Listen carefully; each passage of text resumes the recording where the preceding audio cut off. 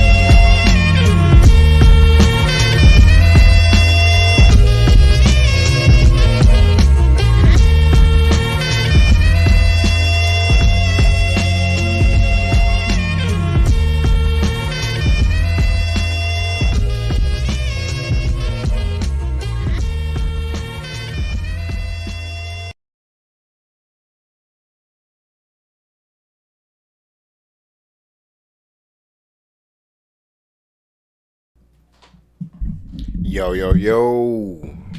I hope the audio is good. Pissing me off every try. Just share a few links. Ain't like nobody gonna watch it on YouTube. If I go live on Facebook, I ain't gonna lie, I probably have about like 100 viewers in an hour maybe. I go live on fucking YouTube, 2 views, nigga. I don't get shit. But let's go into some exploring. I be down the rabbit hole so crazy. Like, I just be wanting y'all to see some of this shit, man. Cause this shit be really the shit. Like, it really be the shit. Alright, let's take you to PowerPoint. You already know what it is. Got some shit for y'all. Let me get me off the screen. Y'all want to see my ugly ass. I look like a Moor. I don't know if I claim Moor and everything, but I already know what it is. Y'all know what it is, nigga. This ain't no bonnet. This is a turban, nigga. They try to turn a turban, call it a bonnet, and shame, nigga. Nah, nigga. Keep these locks together. Alright, y'all want some shit? Let's see what we got here. Let's see if I can put it in a different view. I haven't been on this in a while. Normal slider, side slides, fit the window. Let's see what I do.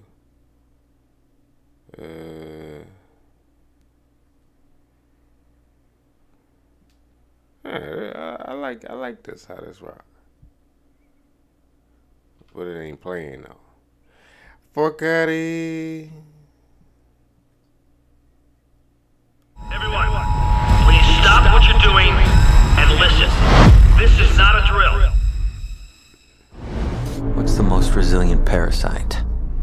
An idea. That's so weird.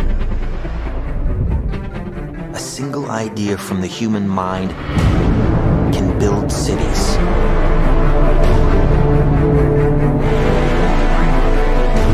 An idea can transform the world and rewrite all the rules. Which is why I have to steal it. He's hiding something and we need to find out what that is.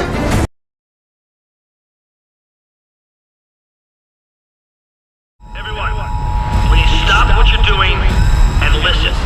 This is not a drill. What's the most resilient parasite? An idea.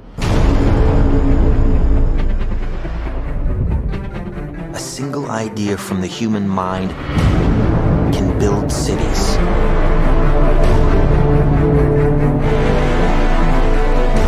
An idea can transform the world and rewrite all the rules. Which is why I have to steal it. He's hiding something and we need to find out what that is. We gotta break out of here. Give him the kick!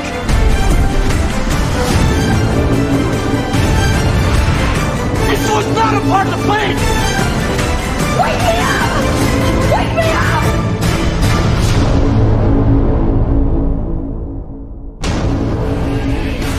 I know we have still not shattered that highest and hardest glass ceiling, but someday someone will, and hopefully sooner than we might think.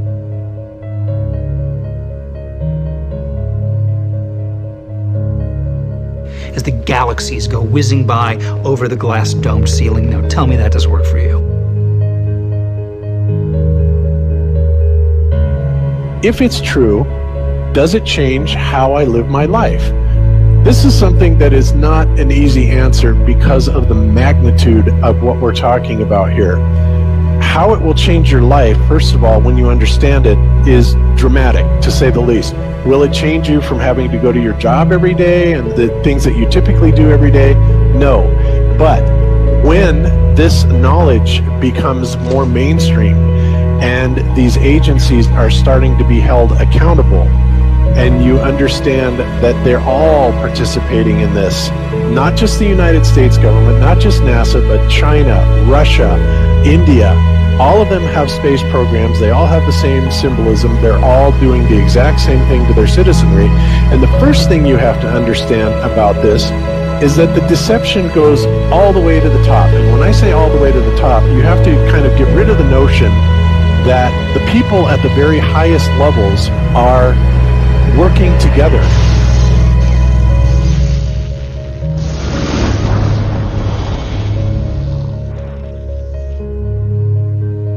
Why would they do this? Why are they trying to hide the fact that we are on an infinite plane or on a flat earth rather than a ball? Well, if you isolate people into the idea that they're on a blue marble that's in the middle of a universe that is really insignificant and there's thousands or millions and billions of other worlds and possibly other civilizations, That makes most people think that we are insignificant and that we did actually come about as some sort of an accident.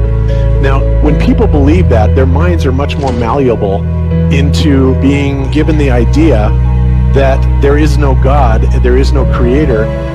And because of that, that also gives the controllers this fertile soil to build other deceptions on.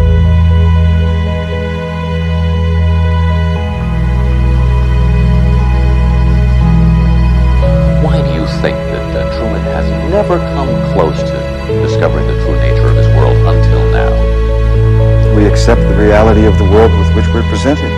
It's as simple as that. It's about total control, mental, physical, spiritual, every way, shape, form possible. You have to remember how big of a conspiracy this is. This isn't talking about just the JFK thing or isn't talking about just 9/11. It's on an umbrella kind of system to where it is the biggest deception that there is. It actually exposes every other deception, and nothing else brings down the power of the elite because it really exposes education, science, the economy, television, museums, universities. Think of all the things that have been fooled. I feel worse for the people that are out there building satellites, the people that are out there actually working for these space agencies, the people out there teaching in schools as professors, because they would all come to the conclusion eventually, once this gets out, that they've all been contributing to the lie. Why do you believe what you believe? Prove it without using NASA or any other space agency, the government or military of any country in the world. Why would I say that? NASA has been proven to be liars time and time again. I could spend a whole weekend here showing you the lies of NASA. How many of you believe your government is 100% honest and can be trustworthy? And how many of you know the military answers to their government? Okay, so if those three sources are all proven liars, why would you trust them?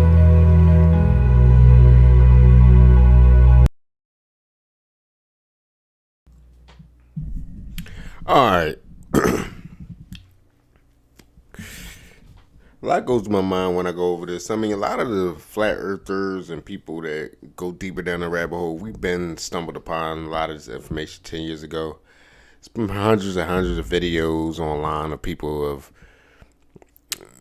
shared their information, their facts, their videos. You know, in the new TikTok era and YouTube and Instagram, you can record something on site and stream it live, and it's all across the world within seconds.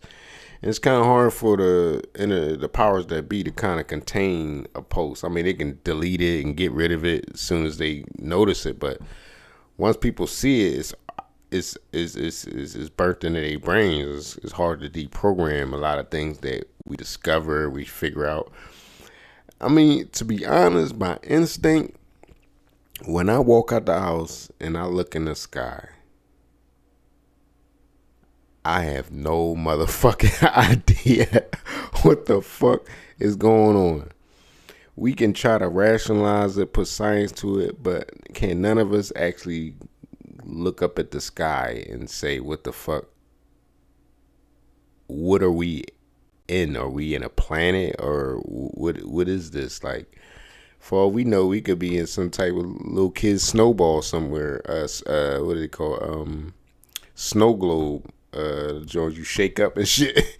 And we just so microscopic that we can't notice that it's a big ass giant human, like, moving, carrying us around or something, like, you know what I mean? It could be that crazy, like on levels of like quantum physics and like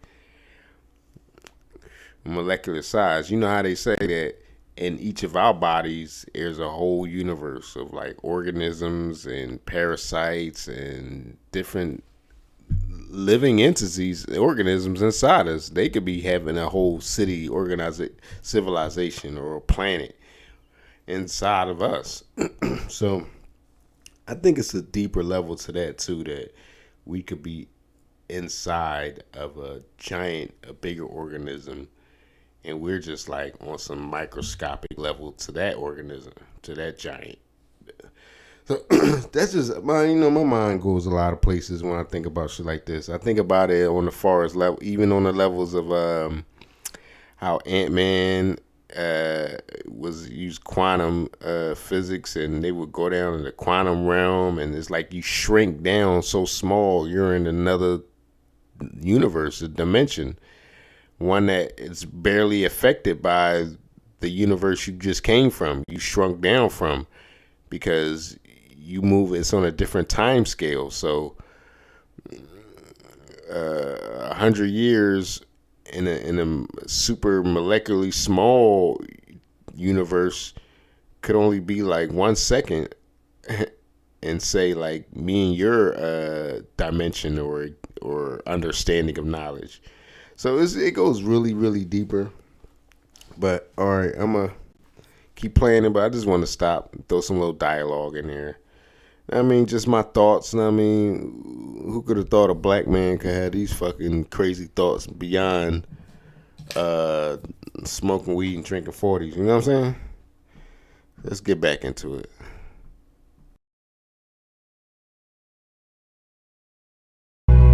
Fool me once, right? Shame on you. Fool me twice. Shame on me. I say, continue to believe pathological liars and you're an idiot. But that's what we've all done. And so, I look at these stuff, we've all seen the textbooks, we've all seen the videos and movies and all these things, and there's so much of it. Do you know what the budget NASA has? You know how much they get? How much money they get? Have you seen the movie Gravity? Okay. That's made for about $100 million, give or take. And if you saw the movie Gravity, that was pretty impressive. I saw it on IMAX, big screen, like, wow. I mean, I felt like I was with Sandra Bullock flying around in space, freaking out myself. Okay, this is what they're able to do with $100 million. What are you able to do with tens of billions of dollars a year since the 60s? Now, in my opinion, we're being lied to not only about the shape of the Earth, we're being lied to about the very nature of reality itself. In 1954, Admiral Richard Byrd, a highly decorated naval officer, conducted an interview where he alluded to the idea that there may very well be land beyond the poles. Admiral Byrd, you've been to both the North Pole and the South Pole. Is there any unexplored land left on this Earth that might appeal to adventurous young Americans? Yes, there is. But strangely enough, there's left in the world today an area as big as the United States that's never been seen by a human being. And that's beyond the pole on the other side of the South Pole from Middle America. And I think it's quite astonishing that there should be an area as big as that unexplored. That's a tremendous So challenge. there's a lot of adventure left down at the bottom of the world. Well, Admiral, do you hope to see that? We don't know. That's the big problem. We don't know where we are. Okay? That's what we're all trying to figure out here. But there is the Antarctic Treaty where, 53 or so nations have signed saying that no one's going to lay claim to Antarctica and that there are massive restrictions for travel there. You can't just get up and go to Antarctica on your own. You have to have a tour guide with you, and there are only certain entry points, and there are limits on where you can go search. Personally, I think the unconquered South face is the only one worth scaling. It's a 20,000-foot sheer wall of ice, but that's never stopped me before.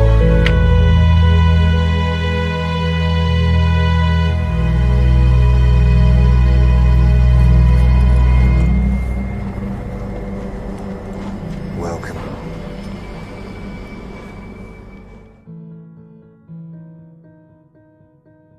No, I just want to stand on top of the wall and piss off the edge of the world.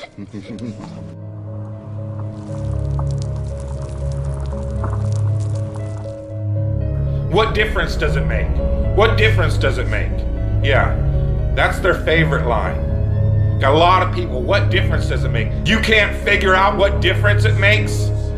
If you can't figure out what difference it makes that the people running your world are lying to you over and over your whole life, if you can't figure out that someone lying to you is trying to control you, Suppressing of information, of knowledge, is control.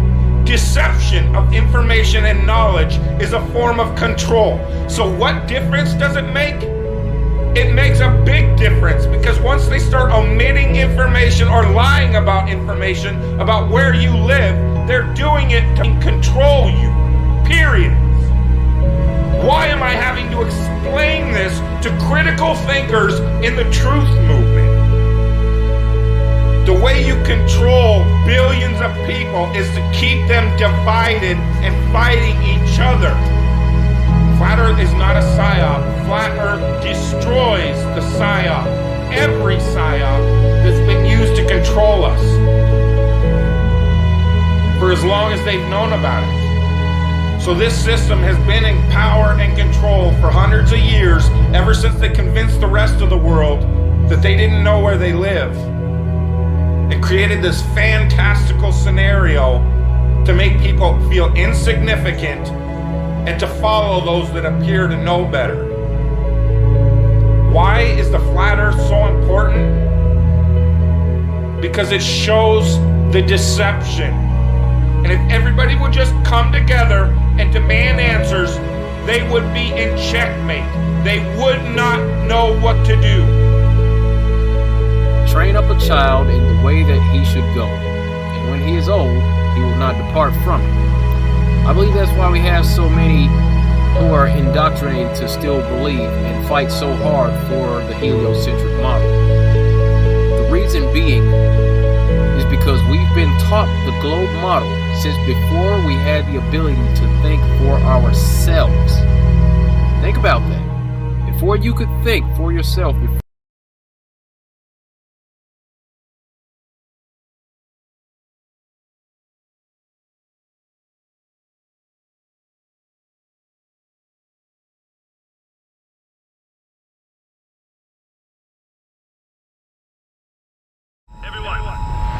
where he alluded to the idea that there may very well be land beyond the planet. If you can't figure for as long as they've taught the globe model since before.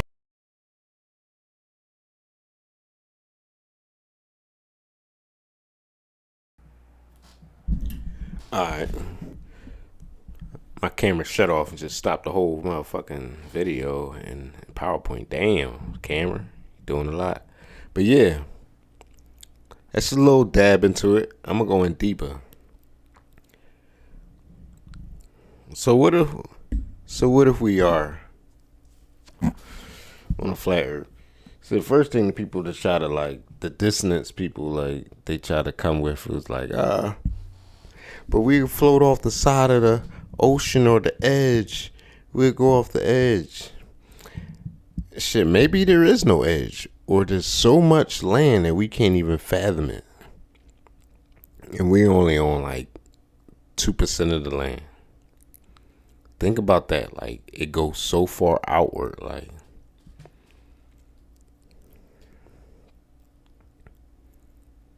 let me give y'all some more. Check some more shit out.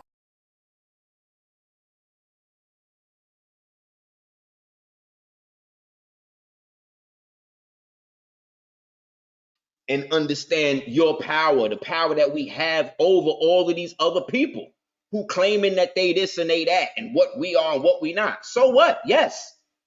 Okay, great. More mean dead. What does that mean? So what, me describing that means that I'm dead the way that you think is dead? How can that be when I got more knowledge than you to see through the obvious bullshit of what dead really means in this text? What does the book of the dead in Egypt say? Said we go forth by darkness into the night, into the day. Right?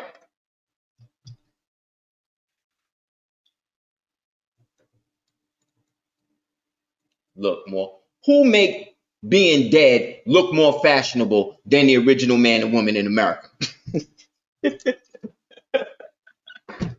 We done created a whole industry on being dead. Nigga, what are you talking about? What are you talking about? You niggas have no depth perception of who and what you really are. So you should just shut up and spare us your banality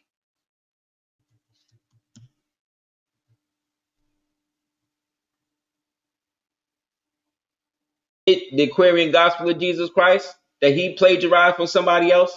No, not in the satanic industry. It don't. It don't mean that, and y'all know it don't.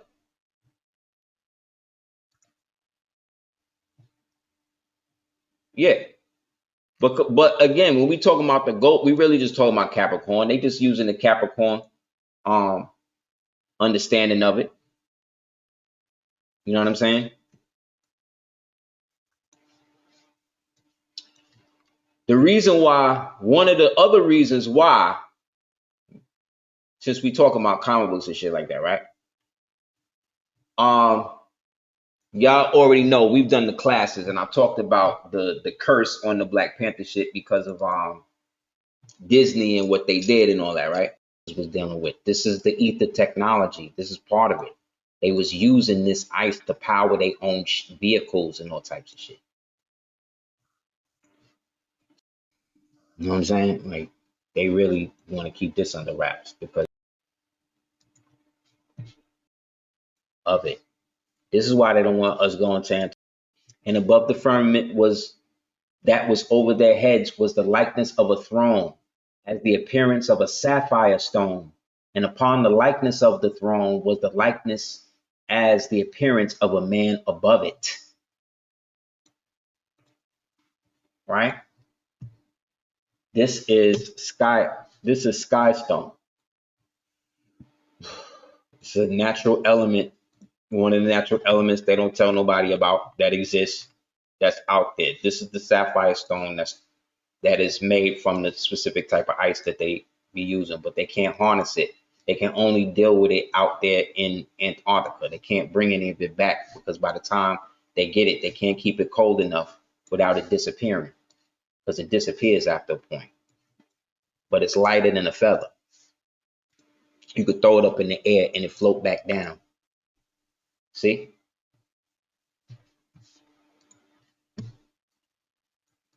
It's an actual real element, real stone. You think it's a crystal, but it's actually made from the firmament itself, the sky. There's pieces of that shit. Like I said, it's so far out there, you don't know what it is.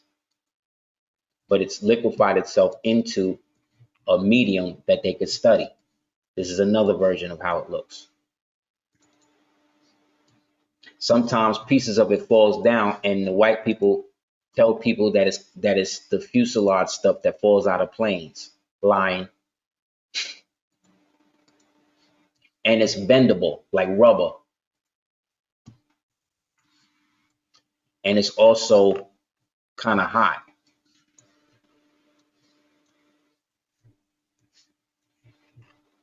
If you could keep it cool long enough, but it's dumb cold. Like, it could also burn you as cold as it is. Get the rest of the pictures and then we'll close out of it. This is why they don't want us going to Antarctica and all that, because all that shit up there is our shit, just like everywhere else. Because Antarctica itself is not a place. It's a gateway to another place. You understand? They don't want people dealing with that because all the governments on the planet are evil. And they're all trying to kill us now, because they've convinced humanity that it doesn't deserve to exist. So this is what it looks like in a hard form on the left, and on the right, this is them turning it into a liquid. Excuse me. On the left is the liquid, on the right is the original form.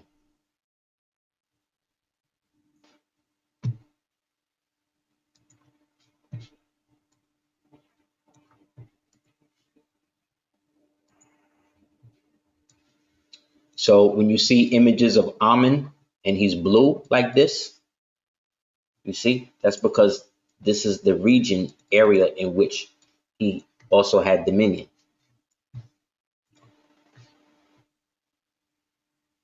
See?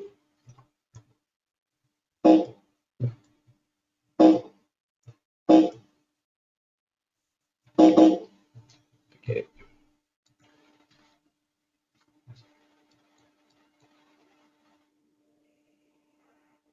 Right? It's another piece.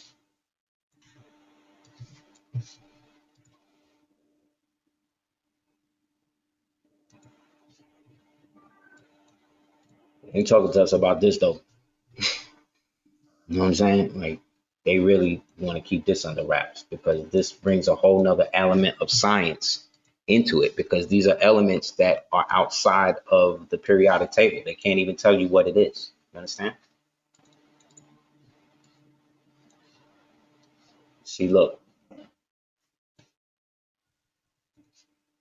it will always vaporize into air and you wouldn't have nothing left when you got back to the US. He said the Russian scientists had discovered the same problem when they tried to take sky ice back to Russia.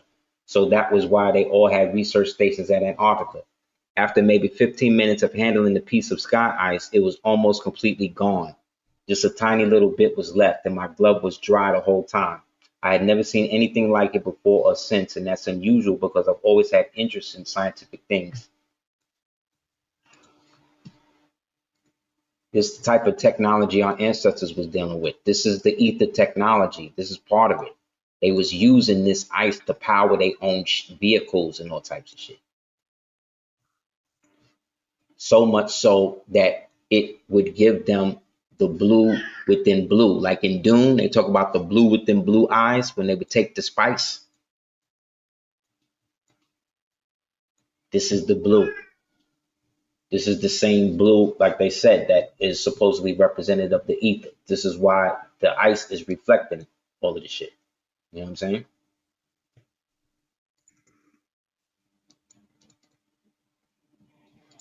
So yeah, man, this is what's going on.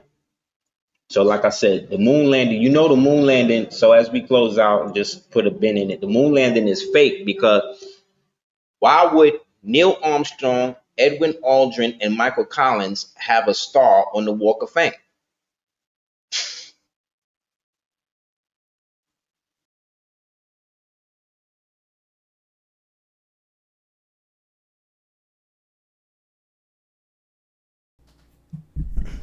Now that's the reason I even added him to the PowerPoint. I'm gonna fill y'all in on his channel because I definitely be on his channel. I follow all the masters on YouTube. But yo, that's the reason that shit hit like a ton of bricks. It hit like a punch straight to the face, like on some flat earth theory. Just some point to just like, what? Like, it's nothing else to be said after this. Like, why are they on the Walk of Fame? Like, what are they in Hollywood? What are they, actors or something? This shit crazy, man. When that shit made me want to go see that shit myself. I need to take a picture of it my damn self, my own eyes, see it. Why would real people be surrounded by actors? I'll tell you why. Because Edward R. Murrow, through him, they were able to take control of the radio industry. Through James Stewart and his image, they were able to basically to, again, forward the so-called white agenda, so-called post-Cold War agenda, because he represented the future. That's why he did movies. The movies that he did was in such a array. And then girdled by him, you got Kirk Douglas, right? And you know, Kirk Douglas was in all the ancient shit, all the old movies that's dealing with like the ancient times of the Moors and all of that. So they all were there to create history. Islam, a history that did not exist and still don't.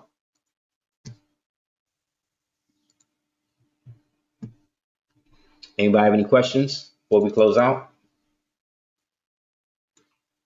See, it's another depiction of the sky ice.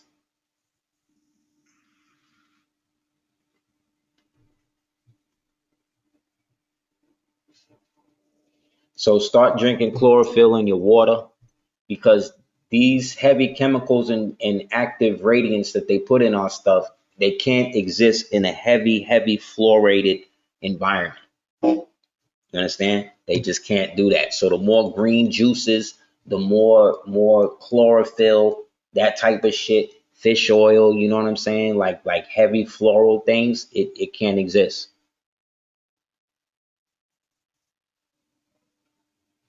Yeah, please do, man. Hit me up at houseofella@hotmail.com. I'd love to hear it. With your dead relatives, you deal with them the same way you deal with dead presidents.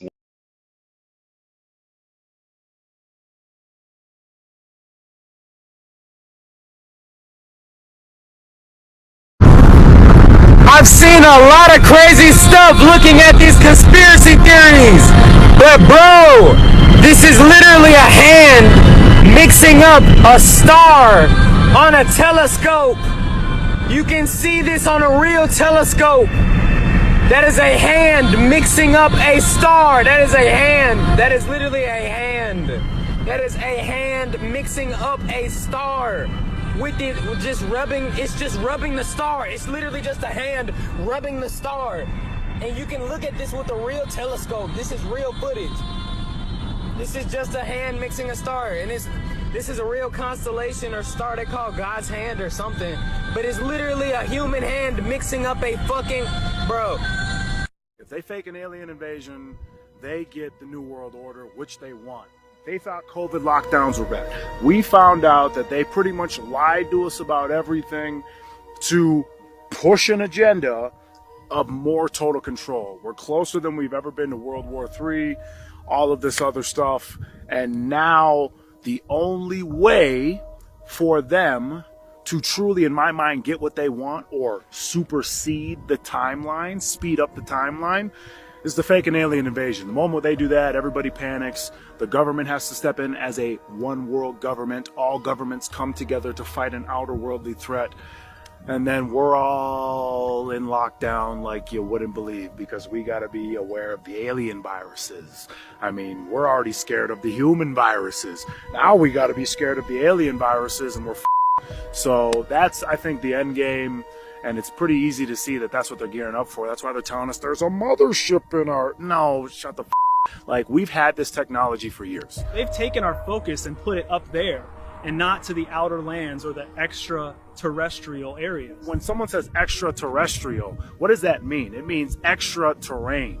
So it's a lot more prevalent that the world is bigger than we know, in my opinion, than these beings are traveling millions of miles or light years away to come here. I believe they won't let us go past Antarctica. So if they won't let us go past Antarctica, my favorite show in the world is Attack on Titan. I believe they're telling us things through shows, that being one of them, that there is potential for other land outside of what we know. If there's more land out there, then why are we paying $1,500 a month to live? Or California, people are paying $3,000 to $4,000 a month in rent to live. Why would we have to do that if all of our world could fit into Texas and then there was more land other places? Like, obviously it makes more sense. Yo, this is crazy. So this is April, 14th? It's Friday. April 14, 2023. I'm in Oklahoma. Something is above my house, y'all. I can hear some sirens going off in the background.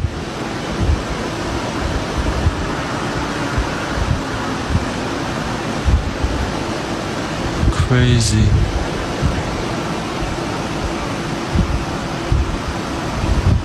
Record this for a second. I'm going back inside.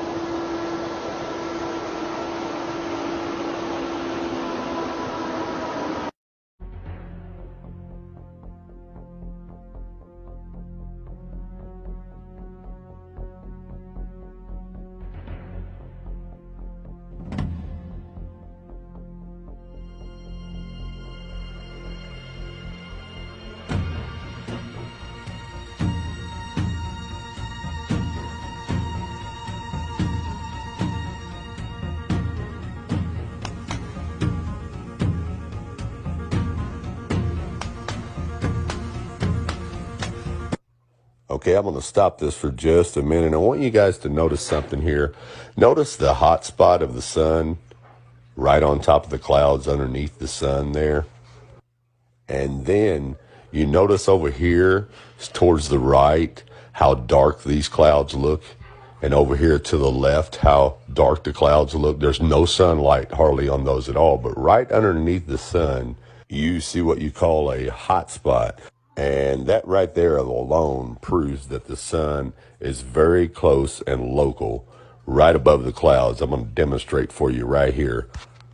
Now notice I have a light bulb, which is round, which represents our sun source, and we have a flat mattress, which represents our flat layer of clouds. Now watch as I get the so-called sun down here at the edge by the horizon. Now you see that hot spot right underneath the light bulb? You can only get that hot spot when the light source is very close and local. Now notice the darkness on each side of the bed, just as you did on the blanket of clouds. It's really, really simple to prove. Notice right here, you see the hot spot underneath the light bulb? When I raise it up high, it lights up the whole bed. We put it back down low to the bed mattress, we get a hot spot. And we raise it back up, it lights up the whole bed mattress. Anyways, let's continue on with the video. Just keep that in mind as you're watching the sun.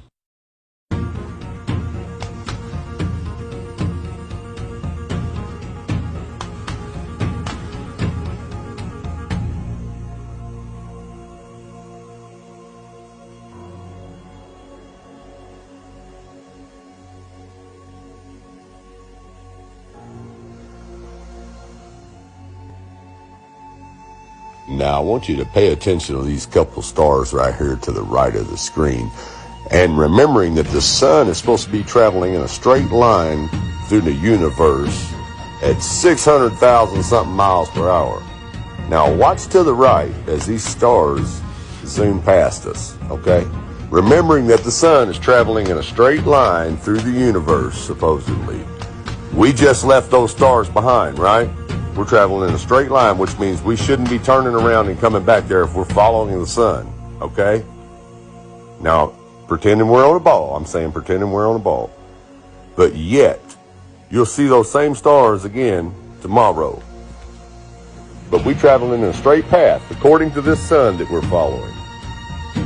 No, you're not. You're following the sun over some flat clouds on a flat earth. Now remember, on a flat earth, we're following the sun west, so that means it should always be turning just a little bit to the right of you as you're flying behind it, chasing it. That is why you keep seeing this cameraman turn the camera to the right. See, he's flying according to the compass, but the sun is making a circuit. That's why you keep seeing it go to the right, and he has to adjust the camera and the aircraft to the right. Now, if you were flying east, like we're going to do in the next chapter, you would constantly be turning the camera to the left. And look at that beautiful hot spot right over the top of those clouds. The horizon is the same all the way across. If the sun were 93 million miles out in space, all these clouds would have the same amount of light on them, but they don't. It only lights up the clouds that's right underneath it, and you can see it right there.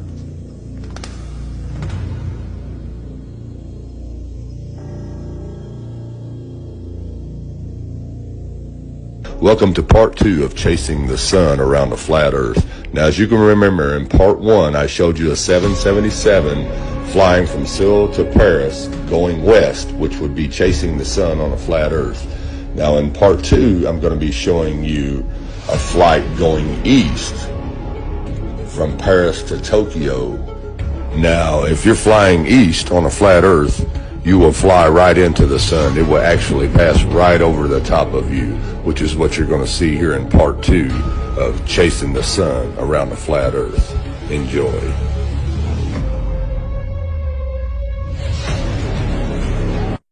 Now notice here, going east, we have the same thing going on with the sun coming at us. See the hot spot underneath it on the clouds? And then see the darkness over here and over here? Look familiar? That's because it works the same way even with the sun coming at you from the east.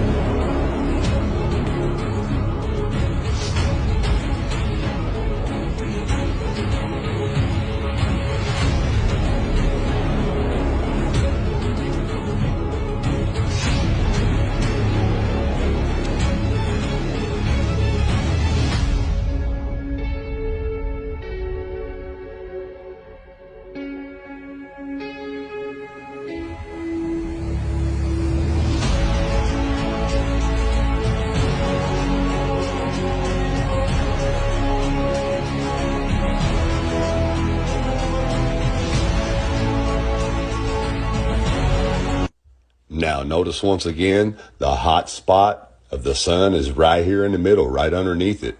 And once again, over here on the sides, it's still dark because the sun is right over these clouds, right underneath it. And the sun is going to pass right over your head right here.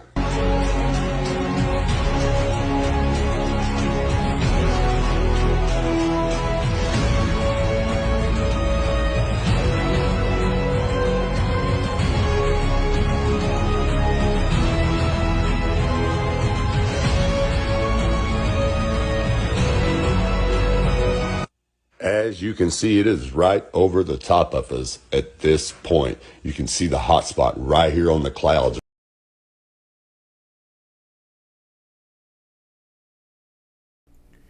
Yo, what the fuck? And why is the sun so close looking? Like, it almost don't look like some giant ball of gas, fire, sun. It just looked like a star that just like probably just gives off a lot of heat. The star so close.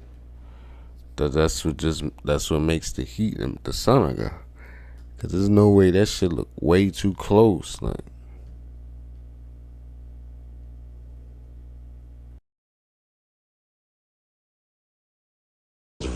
right in front of us because it's right over the top of us. And see the darkness back that way?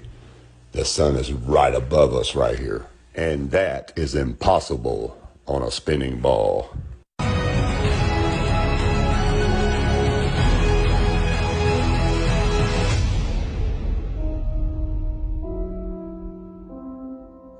Wake up, people. You just seen it with your own eyes.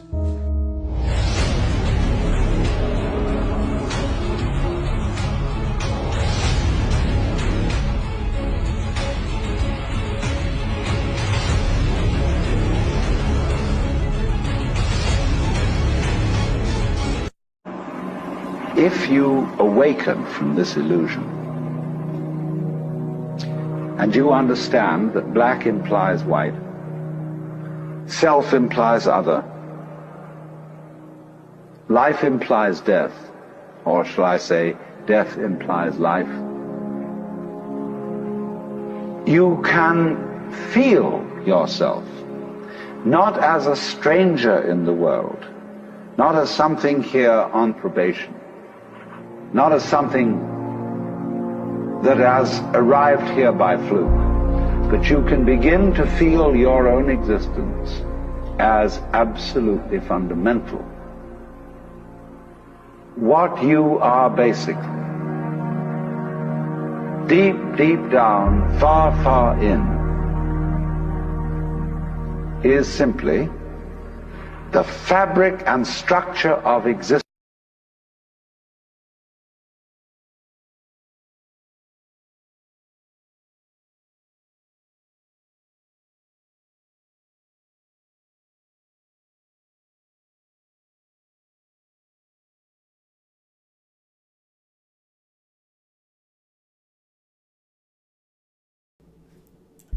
Damn, I guess that was it.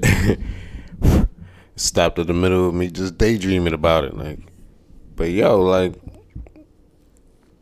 look how the sun looked though. Like, I'm trying to think, like, is there anywhere on the planet where the sun just looks really huge or massive? Or, because I don't necessarily think that, like, it's super huge. Or like when you see a sunrise or anything, I just think you just see a star that's like, it's probably big, but it's like not as gigantic like they make it seem. Like it's the center of the fucking universe or something, the galaxy. But just look how it looked like when it was flying by. Like it looks like how we know it to be, the real truth, what we know. We see with our own eyes that it's inside the firmament. It's inside our atmosphere, like, and it's like, I think their spaceships were able to get above, fly above the sun, but they not gonna show that a picture of like up high in the atmosphere and they're above the sun on the other side of the sun. And looking down at the sun and the earth, it's gonna fuck up the whole lives. So they don't never show that shit. But look how like the sun was leaving like a trail, like a fire trail, or like a smoke stream or shit like a jet or something. Like that's just freaky. Like that shit like moving like a Death Star, like a little jet through the air, like, and it just looked like a star, like just almost some technology, science, magic we don't understand. Like the gods or whoever just created a star with like some type of nuclear fusion, set it on some type of like gravity or locked in some type of a cycle where it keeps going around and heats up this area of the map, of the plane, you know what I'm saying, like that we live on, that we call Earth, like. But all right, let's check out a little bit more. Let's keep going. It's gonna be like a 2-3 hour stream. Fuck it, just relax your mind, break free of the matrix, and vibe with me.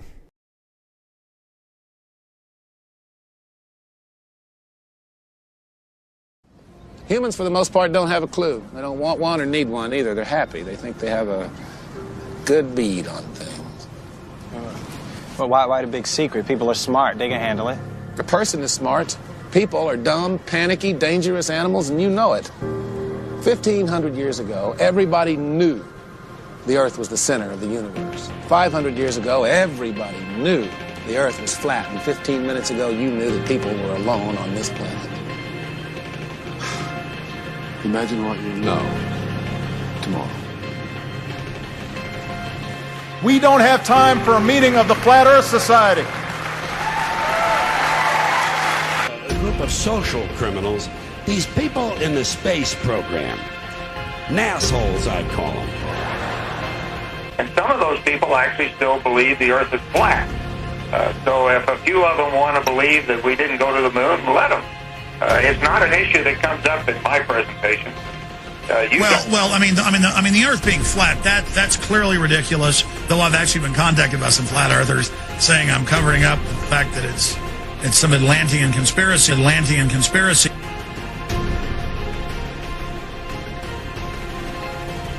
NASA. As you can see, we got a nice red serpent tongue coming through there. NASA. And there's the UN flag. Also the symbol of the flat Earth.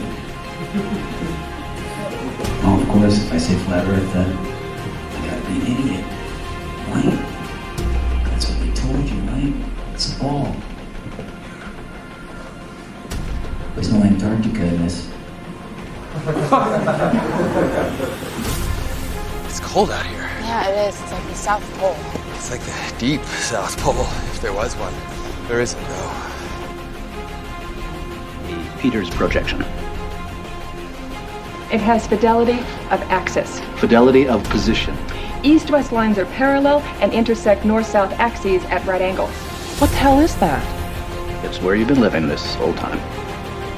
the legislature recognize that there is a debate about whether the Earth is round or flat. No. And let's encourage critical thinking by saying there should be a legitimate debate between whether the Earth is round or flat. Because after all, any idiot can walk outside and see that it's flat. This is very important, what we're fighting for.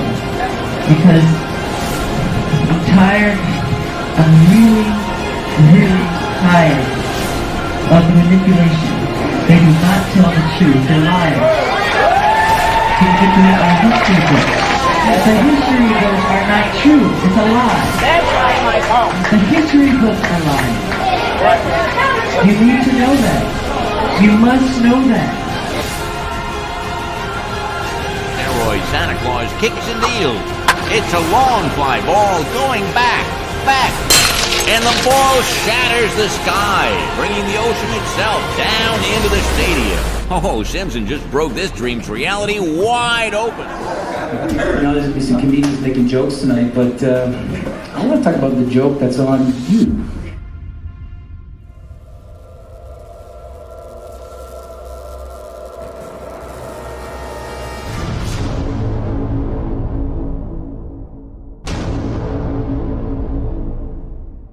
The German cartographer Mercator originally designed this map in 1569 as a navigational tool for European sailors. The map enlarges areas at the poles to create straight lines of constant bearing or geographic direction. So it makes it easier to cross an ocean. But Yes. it distorts the relative size of nations and continents. Are you saying the map is wrong? Oh dear, yes. Look at Greenland. Okay. Now look at Africa. Okay. The two land masses appear to be roughly the same size. Yes. Would it blow your mind if I told you that Africa is in reality 14 times larger? Yes? Here we have Europe drawn considerably larger than South America. When it's 6.9 million square miles, South America is almost double the size of Europe's 3.8 million. Alaska appears 3 times as large as Mexico, when Mexico is larger by 0.1 million square miles. Germany appears in the middle of the map when it's in the northernmost quarter of the Earth. Wait. Relative size is one thing, but you're telling me that Germany isn't where we think it is? Nothing's where you think it is. Where is it? I'm glad you asked. Okay, so here's the picture of the Earth from space. There it is. Since you were a kid, you've seen this image. But you've never seen it from that point of view. You know what? We adopted this whole model like 400 or 500 years before the airplane. 400 years before the airplane, pretty much. It was like beginning of the 1900s. They went to the North Pole in the 1900s. This is 1482. Nobody went to the top of the globe, to the bottom, or flew up, or built a skyscraper until... It's funny, back in the 60s when they went to the moon, this is the first time we actually had like an instrument of flight to actually go high enough to actually fucking check out if what we agreed to 500 years ago was real. So if they were wrong after 500 years, the question is, what'd they tell you? 1969, first lunar mission to the moon. You know, the first lunar mission to the moon wasn't so much about going to the moon. It was about having an event so you can go high enough to take a picture after 500 years to prove it was a ball.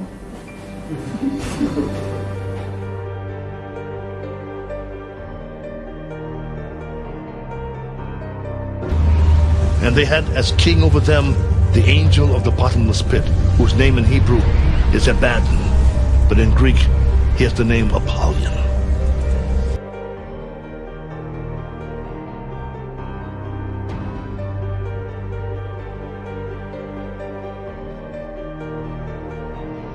Mr. Armstrong, Bart Sibrel, ABC Digital.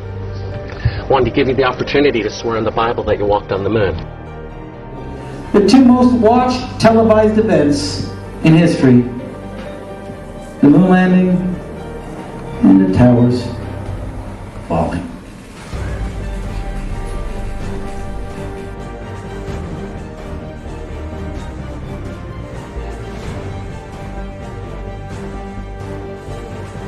You have $5,000 cash. You can give it to charity if you swear on the Bible that you walked on the moon. Please I have give a it to tape. charity. That'd be fine. Why don't you swear to... Why not? Why won't you do it?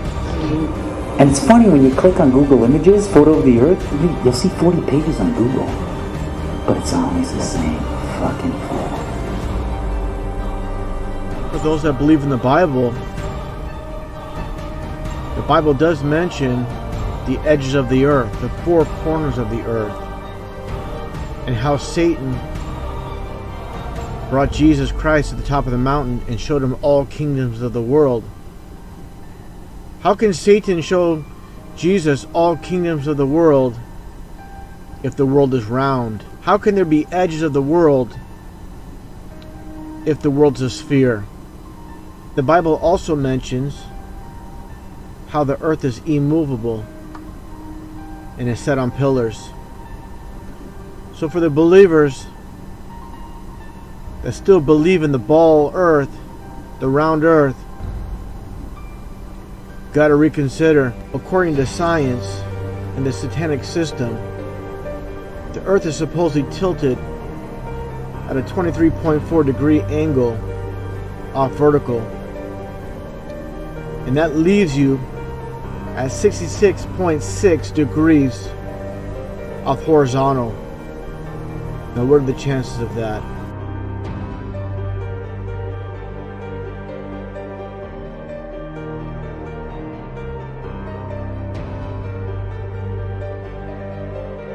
Moon landing, 8:17 p.m. Eastern Standard Time, 1969. Isaac Newton, 1666. 666-999-6666. Most people saw the lunar landing and they swear on it because they heard it on the radio.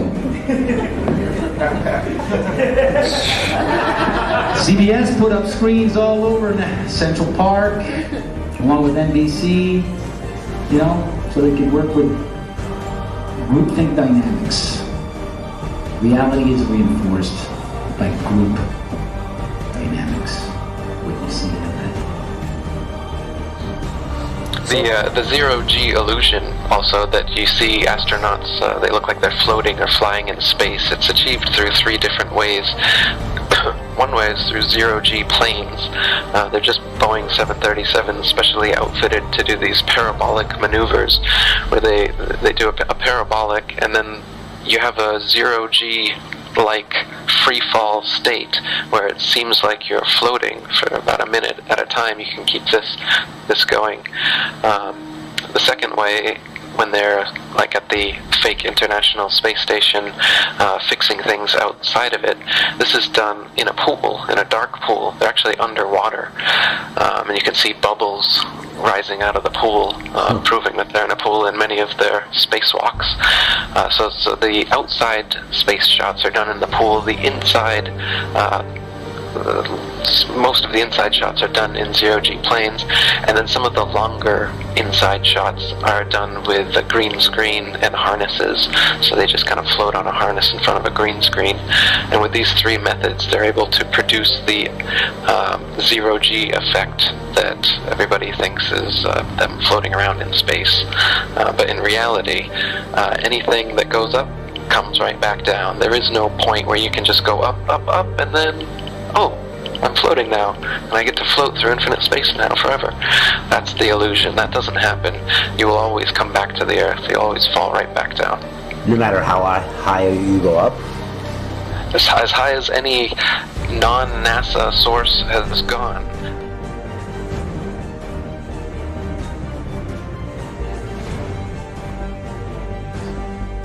Jesus, do you think he knows?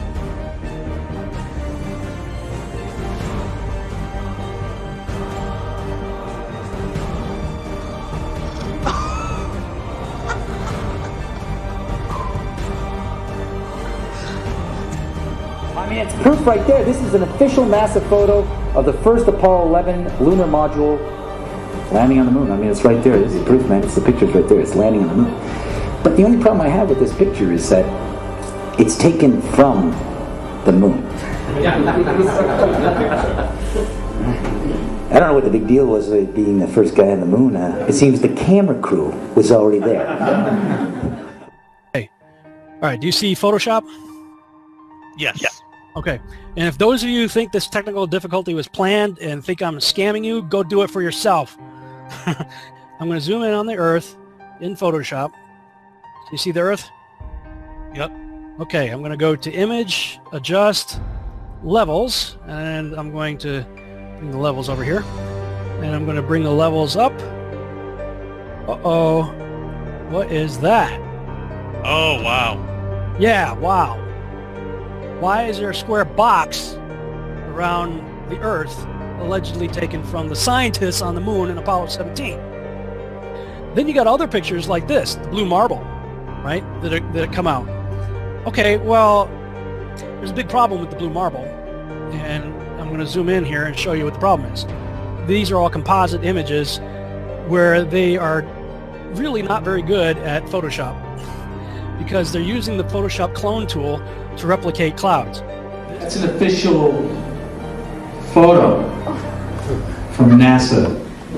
But plus, how many people think that's a photo? But plus, how many people think this is bullshit? Now, a lot of people's first question is going to be, well, where's the edge? And I was surprised to see how easy that is to rectify, but I'm sure you get that a lot. How do you tell people when they come at you with, well, where's the edge? Why aren't people sailing off the edge or whatever? So, in the flat Earth model, the North Pole is in the middle, and the Earth is a disk shape, and the Antarctica is all the way around, holding the oceans in. And so it's a fact, if you're at the North Pole and you go south, no matter which, actually it doesn't matter where you are, if you go south eventually, you're going to end up in Antarctica. But on the ball model, it's just a little ice continent underneath the ball. Yet in this model, it's all the way around you, holding the oceans in.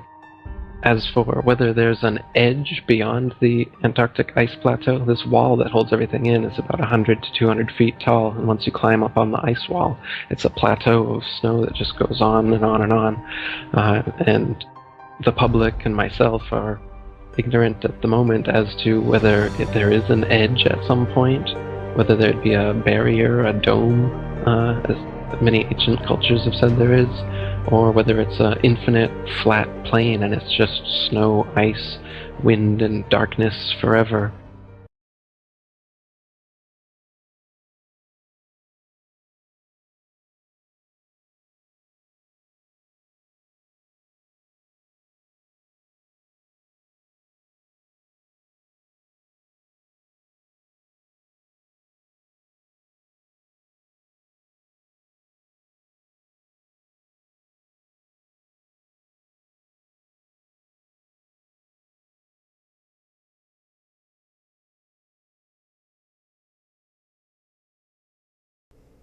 All right, we back. See? It's a lot to make your mind wonder, huh? All that NASA shit, man. They be lying their fucking ass off, man. I don't even know. See, you know what I was thinking the whole time when I was watching that? What if, I mean, I'm pretty sure the elites in them, they're pieces of shit and they're assholes and stuff and they're probably evil as fuck. But what if when they went to the ice walls, and we're going to explore later, like how it's gates and like gateways and parts that aren't like, that are melted that you can get through. What if when he went over there, I believe as all of us are starting to fucking wake up, believe that there's other civilizations, each layer past each ice wall you get. So each layer, each ring that you go farther out, it has its own sun and moon, or at least a sun. That's what makes the ice walls, I believe, a little bit, that it's at the center point where each sun of each layer does not heat well, so it just creates an ice wall. So I believe the elites different times went over into other areas, and the motherfuckers probably told them, take your motherfucking ass back, and any of you motherfuckers from the inner earth or earthlings or whoever they called us, if y'all come back here, we gonna fucking wipe all of y'all out. and it could just be like, yo, we gotta deceive we gotta keep everybody away from trying to find out what's beyond the ice walls, because if we don't, they're going to them advanced civilizations outside the ice walls gonna wipe us the fuck out. That's what I was thinking the whole time, like, yo, like, shit, maybe like, maybe we don't want to go there because we not ready, technologically ready to face them. Maybe they just super cruel, like they don't want us coming over there. We like trailer trash, we like ghetto hood rats, and we ghetto to them. Like, we like, ew, like this the ghetto, this the projects for the rest of the on the Terra Infinite Plane. So we're gonna go into that even more, because these flat earthers here, they not totally woke because they saying the ice wall holds the water in. It goes a little deeper than that. You know, it do more than hold the water in. So let's go.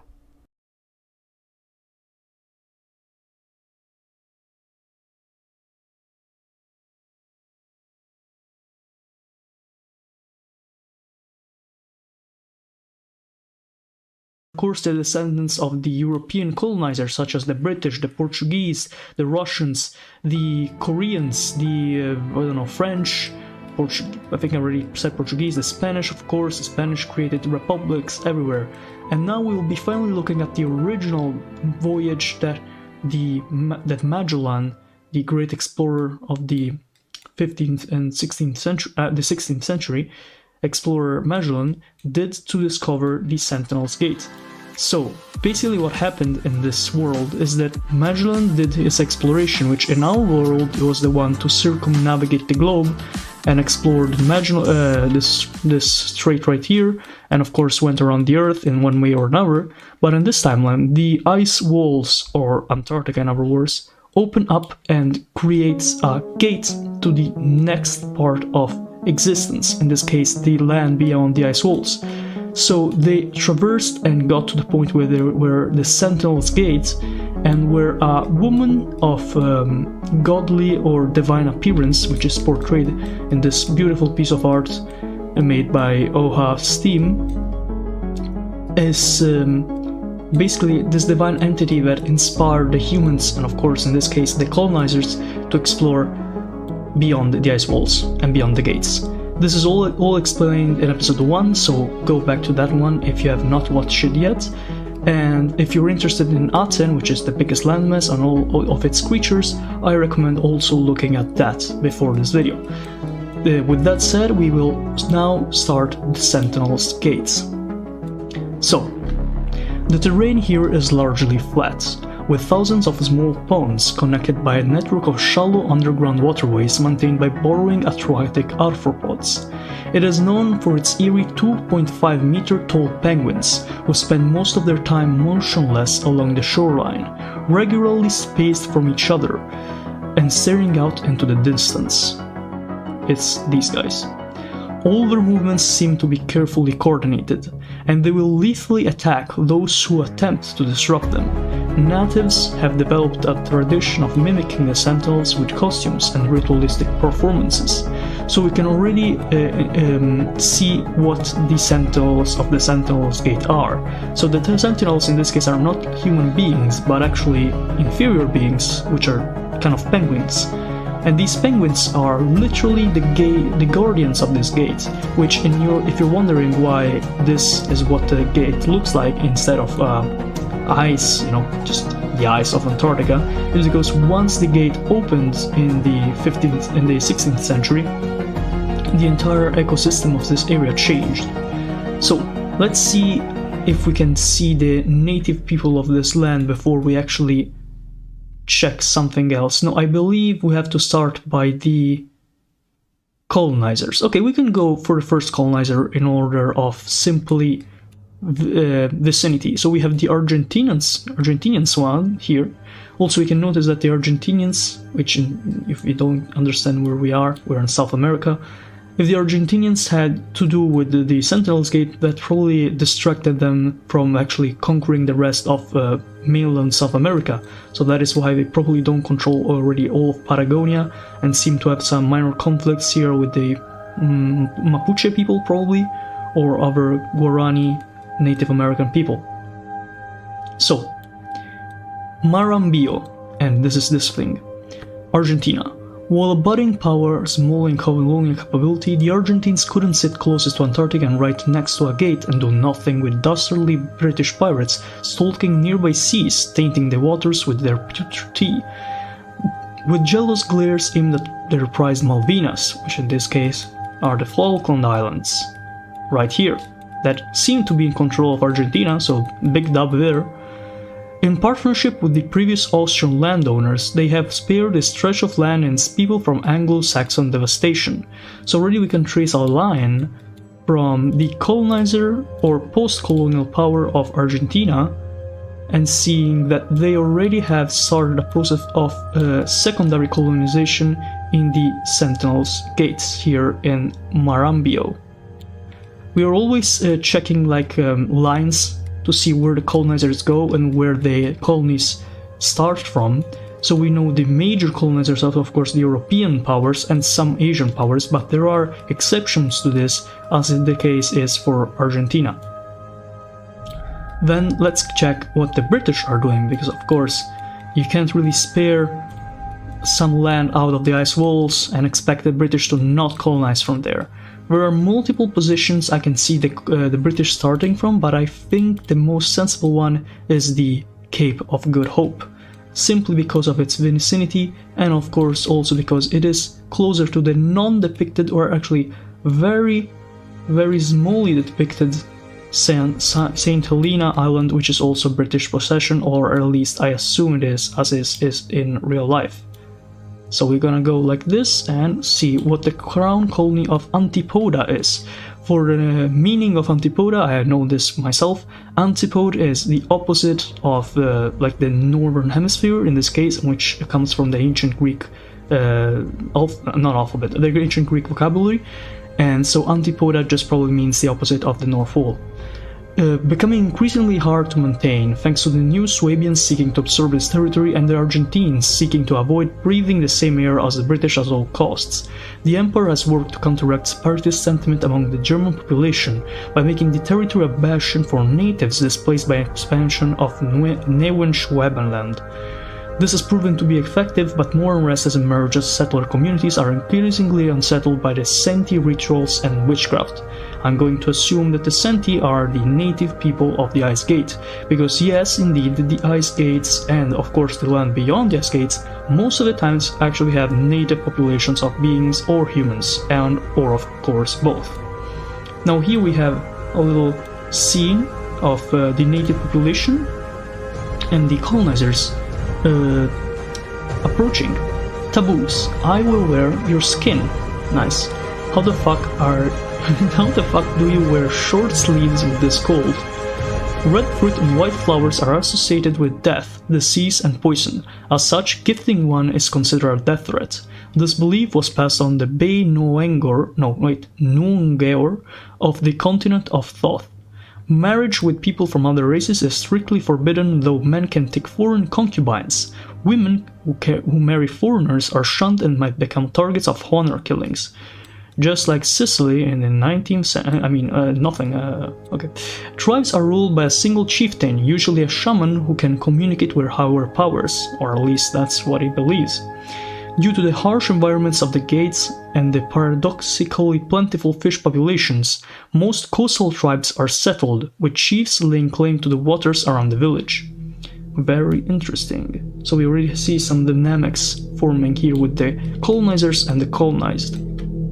Now let's see the major colony, which appears to be Neuenschwabenland, which I am going to assume is a German colony, of course. The young okay, so this one I am really not sure what the parent country is, since there don't seem to be any purple nation, so I'm going to assume this is independent and already post-colonial. So let me check. The young nation that now dominates the Gate of the Sentinels started as a diverse array of colonies, mainly settled by the Spanish, who later sold off much of the territory to Austrian nobility. That is still part of the Spanish Empire, so we will be tracing a faint line in this case because it's not direct colonization, I suppose. But it still counts as part of the Spanish Old Colonial Empire. Plus, I know that by this point in the story, the Spanish colonial empire is basically dead, but still it makes sense for it to associate with this ex-colony of theirs, even if the land was bought up by the Austrians, and this is why probably it's called Neuenschwabenland, which is New Suabia for you English speakers. Oh, I mean, I'm an English speaker too, but you know. In the wake of the Napoleonic Wars, the various divided territories were flooded with waves of German refugees, who organized and united the colonies to become an independent nation, with neutral feelings towards all but the French. Commonly referred to by us travelers as the gatekeepers, the New Suabians have used their position as a center of commerce to enrich themselves and become the most developed and influential nation across all 4 gates. That is amazing. All of the 4 gates. This is the most important country in the 4 gates. This is actually insane. I was not aware because the northern gate, the Serpent's Gate, has actually a lot of vibrant and like well-lived colonies. So I was not expecting at all that a kind of lesser colony like Neuenschwabenland could be this powerful. But it's interesting to see. Let's see if we have other colonies in the Serpent's Gate. It does not look like there's much more to say about the serpents. Oh wait, there is some rituals of the local population. Rites of the new religion include a human sacrifice of either willing tributes or prisoner of wars, kind of like the Aztecs, enduring the Antarctic wilderness completely naked, that is insane, and also ritual cannibalism, because why not, I suppose. Of course, these are not real people, so don't get them confused with the real natives of America, which were perfectly normal people, right? These guys are in the ice gates. These are probably magical beings, at the least, or something, you know. It's probably not gonna be that clear. So now we actually get to the meat of the video, which is the huge continent of Thoth. Okay, so I'm going to pronounce this Thoth, alright? So very easy on the TH sound, because otherwise I could pronounce it in the other way everybody is thinking, but I'm not gonna do it, because of course that would be of poor taste, most than all. So let's start by the description of the continent itself. Thoth, the nomad continent. A landmass unlike any other, this continent and its many follower island circles This continent and its many follower islands circle the waters of the Second World in a constant latitude journey that takes 1,500 years for each leap. This rate is slow on a human timescale, but thousands of times faster than any normal continental drift. In fact, many of the continent's biomes are in a state of continuous flux, as shifting longitudes and ocean currents keep climates unpredictable in the long term. Forests, rivers, even lakes shift their positions in timescales brief enough for humans to notice and take advantage of. Thoth was in fact the first place even reached by humans from the First World, which means the humans from Terra proper, so Earth, like the land inside of the ice walls. The Yagan, an Amerindian people from South America, sailed here 7,500 years ago, giving rise to the Bai Nungeor, who inhabit much of Thoth today. A group of Carthaginian sailors, blown far off course in freak storms, followed 5,500 years later, introducing agriculture and urbanization. At last, 400 years before Magellan's fateful expedition, the Norgri arrived, Scandinavian immigrants from the failing colonies of Newfoundland and Greenland, or of course Vinland, as one would call Newfoundland in those periods of times, who arrived through unusual means after their ship encountered a vortex in the Bermuda Triangle. So we already have the Bermuda Triangles, I think, so that's interesting. These three peoples have vied for control of Thoth Thoth's alien landscapes ever since. A landscape defined not only by its inexplicable migration by its origins, but by its origins, of course, because it moves. So, you know, that's already something to be aware about. Thoth was in fact a part of Antarctica or the Parade 37 million years ago. During the time it was a temperate and forested land.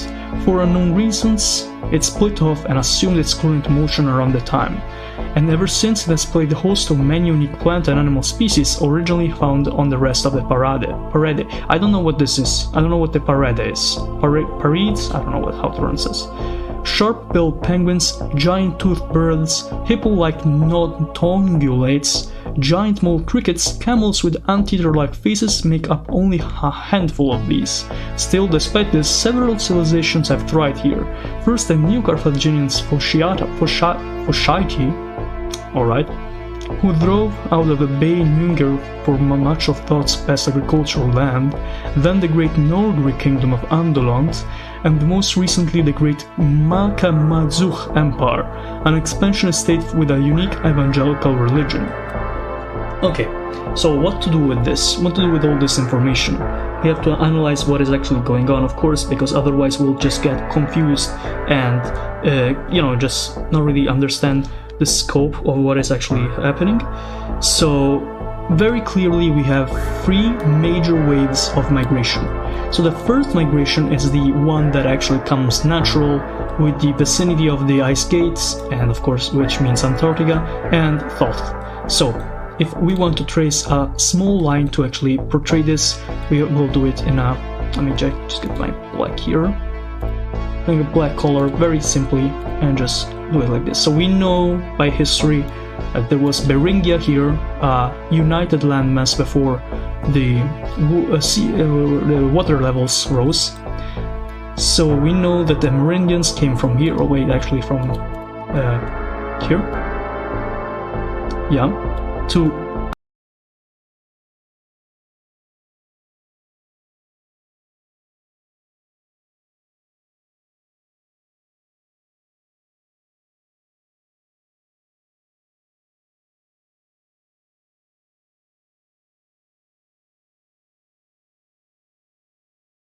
and just do it like this. So we know by history that there was Beringia here, a united landmass before the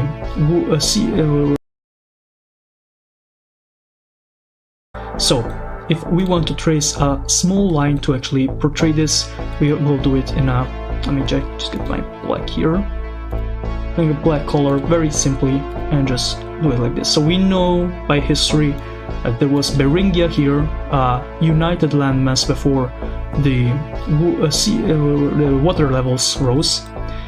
So we know that the Amerindians came from here, or wait, actually from here, yeah, to America. This is a pretty accepted fact.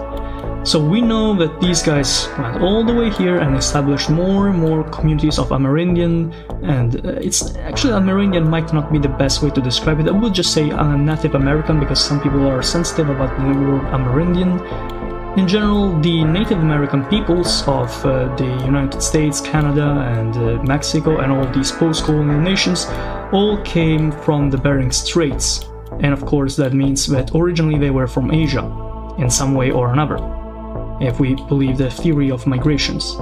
So, to make it short, at some point the Patagonian people of America managed to travel all the way up to the Malvinas or Falkland Islands, then to the Antarctic area, and probably because Antarctica was not really hospitable for anything, they kept going south, more south, more south, and since the ice gate was not yet opened, I believe at some point they just kind of went their way with water, or maybe because it was still moving, so it probably was closer to the mainland, since we acknowledge that Thoth is a nomad landmass, which means it's constantly moving.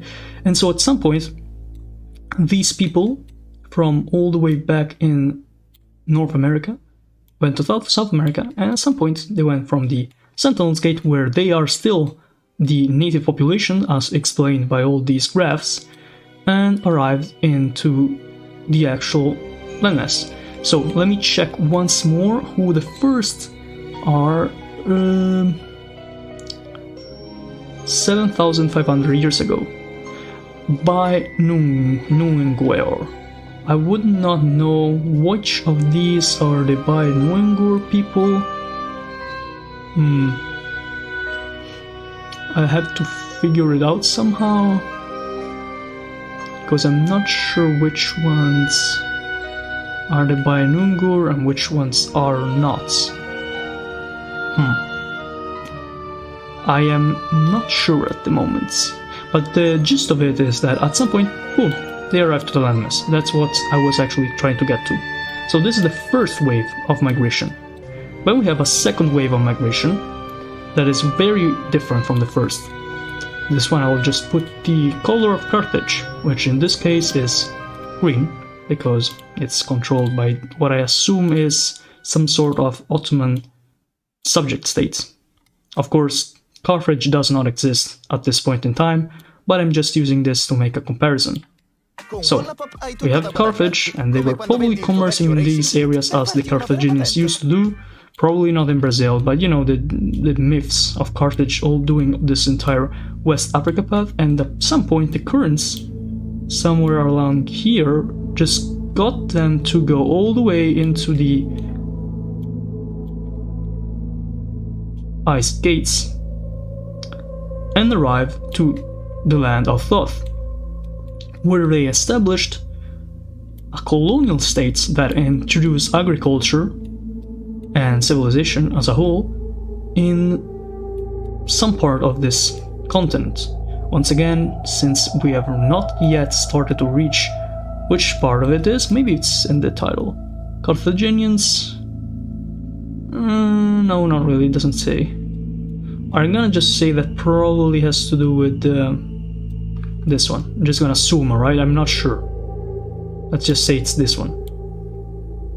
So, we have two flows of migration here. Now, let's go for the third one, and probably the weirdest one at all. So, we know the Scandinavians had to do with this entire migration deal. Therefore, we know that they have colonies here, and at some point in time they reached Finland, and this was like something that happened in real life, and they reached Newfoundland and Labrador, called it Markland here, Vinland there, and somehow in this world they got to the Triangle of the Bermuda, and somehow they just spawned here. As weird as that is.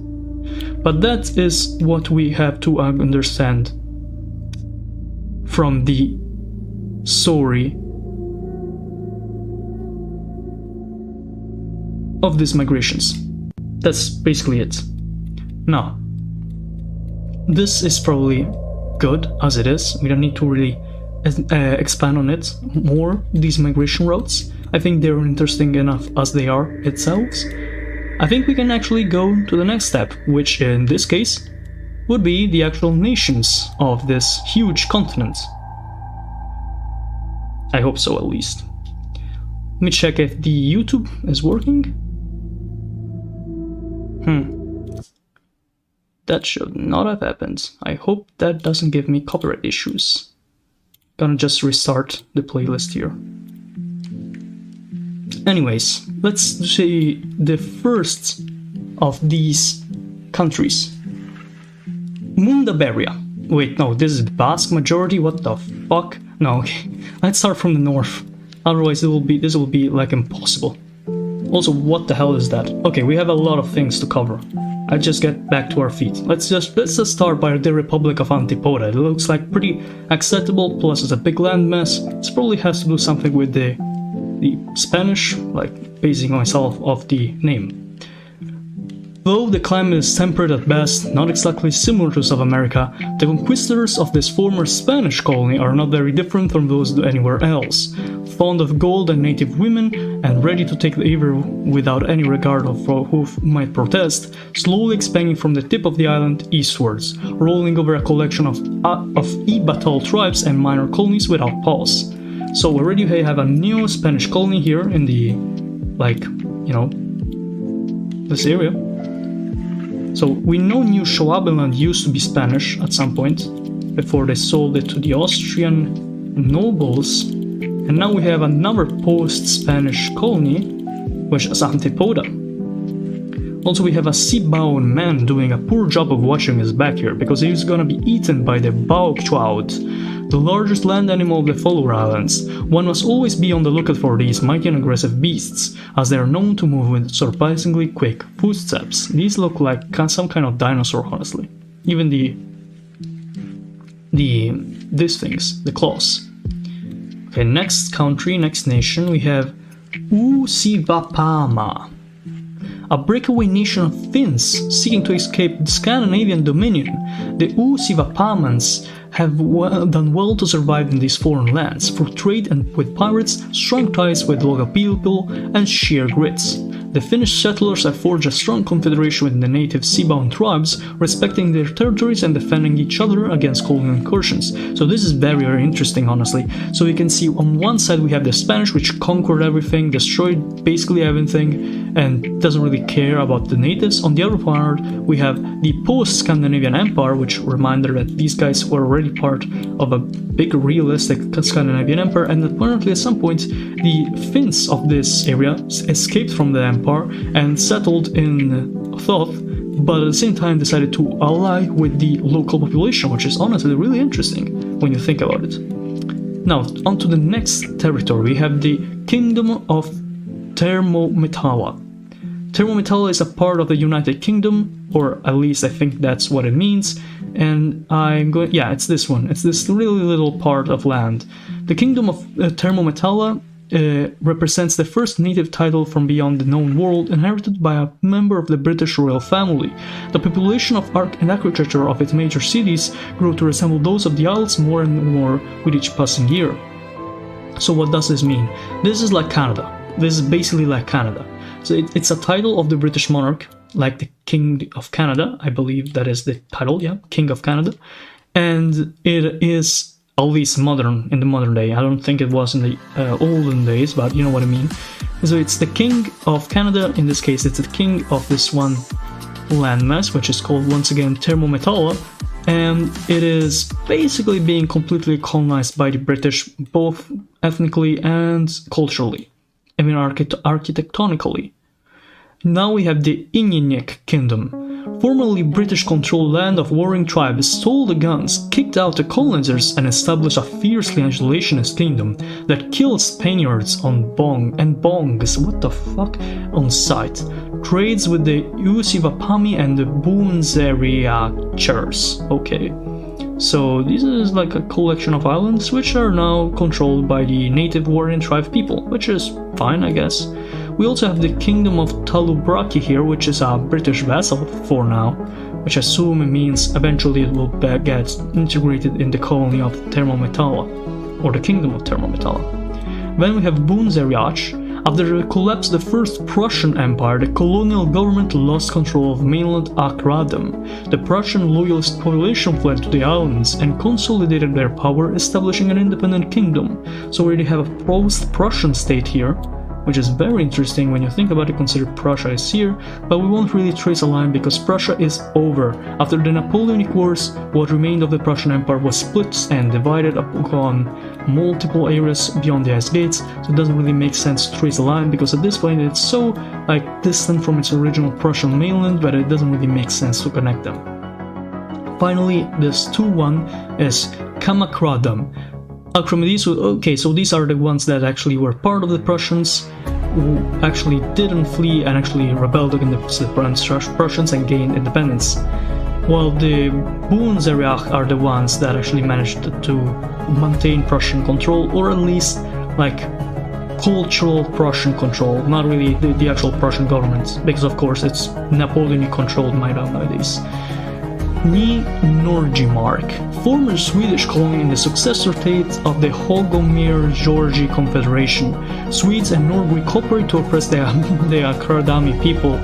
Okay, that's kind of awful, but you know, it makes sense since both the Norgri are basically descendants of the Nords that were basically transported here from the Bermuda Triangle, and the Swedish were like, well, it's kind of like the descendants of the actual Norse, so it makes sense they will be cooperating in whatever awful action they're actually doing. So, you know, it makes sense to a certain extent.